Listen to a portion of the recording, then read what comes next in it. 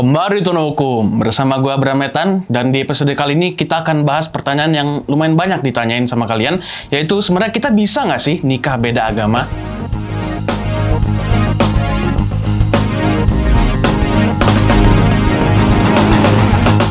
Oke, kalau kalian mungkin sering berpikir, pernah nggak sih kepikiran buat nikah beda agama, mungkin udah pacaran lama, udah mau ke jenjang yang lebih serius, tapi kayaknya batal karena katanya kayaknya nikah beda agama Indonesia bisa atau enggak ya, suka mikir.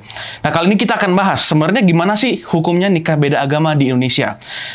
Yang pasti, hak untuk melangsungkan pernikahan itu dijamin di Undang-Undang Dasar 1945, khususnya di pasal 28D.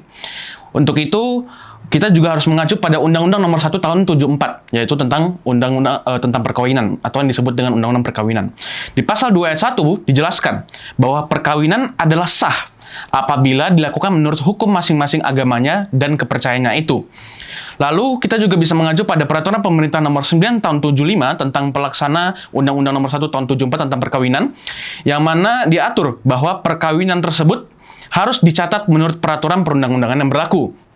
Nah, jadi langsung aja, kira-kira gimana sih tahapan-tahapannya kalau mau melakukan pernikahan beda agama? Karena tadi dijelaskan di pasal 2 ayat 1, perkawinan adalah sah apabila dilakukan menurut hukum masing-masing agamanya. Berarti yang pertama adalah perkawinan tersebut harus dilakukan menurut masing-masing agama tersebut. Nah, ini menjadi tugas atau PR dari pasangan tersebut untuk mencari tempat sama pemuka agama yang berwenang untuk menikahkan sebuah pasangan, tapi memiliki pandangan bahwa nikah beda agama itu boleh. Nah, karena tidak semua orang walaupun di agama yang sama itu mempunyai pandangan yang sama mengenai hal ini. Jadi, coba harus dicari siapa nih kira-kira atau yang sebelumnya pernah melangsungkan pernikahan beda agama. Jadi, setahu gue sih sekarang ada kayak konselornya gitu, kayak konsultan mengenai pernikahan beda agama ini. Dan sesuai tahapnya, harus dilakukan menurut masing-masing agama. Jadi, kalau berarti ada dua agama, misalnya Islam dan Kristen Protestan. Nah, berarti harus ada akad nikah, sama kalau di Kristen pemberkatan. Harus dilangsungkan dua-duanya itu. Nggak bisa cuma salah satunya aja. Karena tadi di pasal 2 ayat 1 disebutkan bahwa harus dilakukan menurut agamanya masing-masing. Itu menurut pasal 2 ayat 1. Nah, kalau agamanya berbeda, ya sesuai dengan ketentuan dari agamanya masing-masing. Nah, yang kedua, untuk pernikahan itu sah, maka pernikahan itu harus dicatatkan di kantor catatan sipil. Nah, yang berarti kalau kita mengacu pada hukumnya, kita harus menundukkan sementara pada salah satu hukum agama. Jadi, itu kita harus mengacu pada jurisprudensi putusan Mahkamah Agung nomor 1400K/PDT/1986 yang menyatakan bahwa kantor catatan sipil itu diperkenankan untuk melangsungkan perkawinan beda agama. Nah, berdasarkan putusan Mahkamah Agung tersebut, jadi Mahkamah Agung menyatakan bahwa pengajuan pencatatan pernikahan di kantor catatan sipil itu harus memilih salah satu agama yang dilangsungkan pernikahannya. Tapi tidak boleh agama Islam. Kenapa? Karena pencatatan pernikahan Islam secara Islam itu dilakukan di KUA atau Kantor Urusan Agama. Nah, kalau berarti pernikahannya antara yang mempelainya Islam dan Kristen, berarti harus Kristen. Kalau Kristen dan Katolik, atau Kristen dan Buddha, atau Katolik dan Buddha, ya berarti bisa memilih salah satunya. Itu tinggal bagaimana pasangannya mengalah aja untuk memilih salah satunya. Nah, ini yang menjadi perdebatan juga. Loh, berarti ketika kita cuma memilih salah satu agama, apakah berarti kita tuh seakan-akan memilih agama tersebut? Berarti kita pindah agama dong di catatan sipil itu? Enggak. Karena selama kalian melangsungkan pernikahan, kalian tidak ada mengakui bahwa kalian itu merupakan penganut agama tersebut. Kalian nggak ada bilang bahwa misalnya kalau di Islam kalian nggak ada syahadat. Kalau kalian melangsungkan pemberkatan, kalian nggak ada dibaptis. Nah, jadi secara hukum agama tersebut, kalian nggak melangsungkan atau bukan merupakan penganut dari agama tersebut.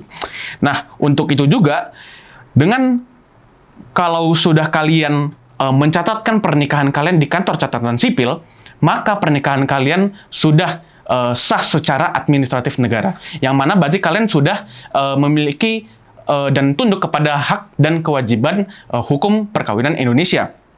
Nah, alternatif kedua, kalau kantor catatan sipil yang nggak mau nerima gimana? Karena pada prakteknya, nggak semua kantor catatan sipil menerima. Ada yang menolak, ada juga yang menerima. Alternatif keduanya adalah penetapan pengadilan. Kalau kalian ditolak oleh kantor catatan sipil, kalian bisa mencari keadilan di pengadilan. Nah, untuk itu, dasar hukumnya adalah pasal 35 Undang-Undang Perkawinan, yang mana percatatan perkawinan sebagaimana dimaksud, itu berlaku pula bagi perkawinan yang ditetapkan oleh pengadilan di huruf A-nya.